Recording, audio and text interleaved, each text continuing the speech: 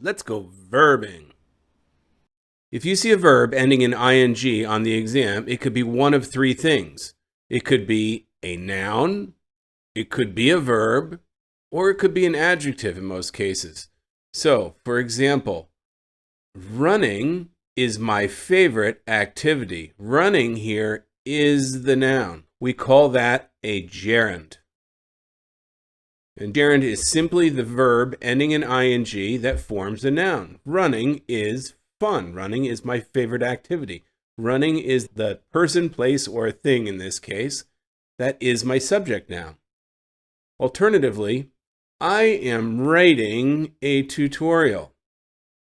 Writing is used as a verb here, and it must be accompanied by a helping verb. In our continuous, or what I call the progressive tense, that helping verb is the to be verb, and that's what gets conjugated. It doesn't have to be the to be verb, but to be a main conjugated verb in the sentence, the verb ending in ing must have a helping verb.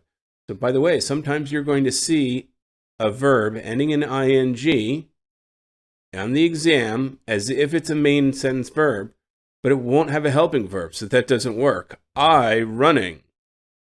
No, it's I am running. So helping verb plus the verb ending in the ing could be the main verb of the sentence. The third thing it might be is an adjective.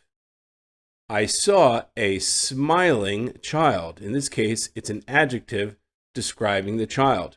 In many cases, any verb ending in ing that's our present participle can start a participle clause or phrase. Remember, the present participle is the verb ending in an ing.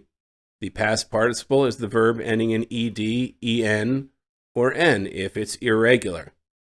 So, running through the woods, comma, I saw several pretty blue jays in the sky. Running through the woods is modifying me. I'm the one that was running through the woods. A participle clause will typically act as an adjective. So any of these three forms could come up. And again, the test may try to trick you in several cases. For example, let's suppose running is my favorite activity. And I said then, comma, I like it a lot. Many of you learned that verbs ending in ings form participle clauses. You might think, running is starting a present participle clause. It's dependent. It's upfront. It needs to be separated by a comma. But in this case, that's not true. Running is the noun. It's a gerund. And this is an independent clause. Running is my favorite activity.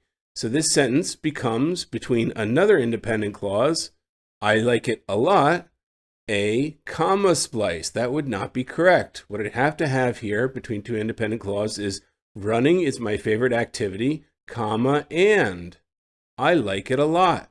So you can see how the test can play some games depending on which form of the verb ending in ing you're looking at.